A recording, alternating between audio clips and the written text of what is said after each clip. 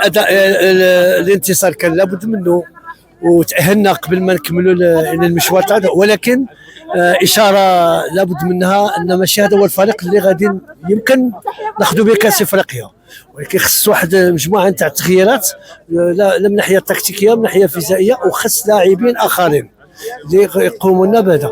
نتمنى ان شاء الله الرحمن الرحيم ان في المستقبل يكون عندنا فريق اللي غادي ينافس فرق قويه ان شاء الله. شكرا. احنا فرحانين بالاداء نتاع المنتخب المغربي، وديما مغرب.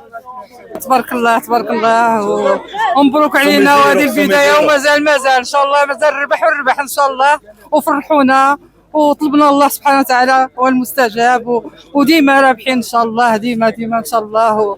والله ينصر سيدنا، والله يخلي الركراكي وليداته ديما. 44 والي الحمد لله. اليوم كانت فرجه ممتعه، استمتعنا بهذا النهار هذا، ونتمنوا للمنتقدين ديال السي الكراكي يخلوه يخدم على راسه. الفرقه موجوده والمنتخب راه خدام. نتمنوا ان شاء الله لا كوب دومو ان شاء الله امريكا ان شاء الله نجيبوا نصف الاداء ديال المنتخب المغربي اداء جيد هذا النهار. نتمنى نشوفوه في مزيان احسن من هذه المره هذه. نتمنى ديما مغرب، ديما ماروك، فيف لو ماروك. ما تنساوش تابوناو في لاشين وتاكتيفيو الجرس باش يوصلكم جديد فيديوهات بيت بريس، وتبارطاجيو مع صحابكم.